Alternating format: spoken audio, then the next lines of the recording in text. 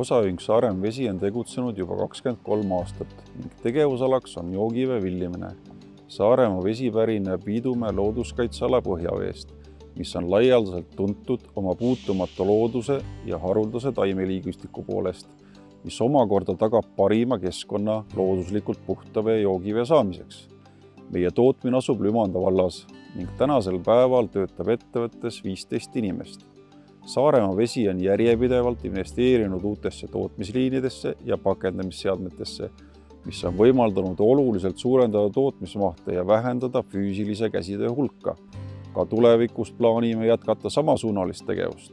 Möödunud suve suurimaks õnnestumiseks loeme seda, et vaatamata kuumale suvele ja kõrgele veenõudlusele suutsime tänu hästi optimeeritud tootmisele täita kõikide oma edasimüüjate tellimused. Tänu Saaremaa vee kõrgele kvaliteedile ja naturaalselt puhtale maitsele on see võitnud paljude inimeste heakskiidu.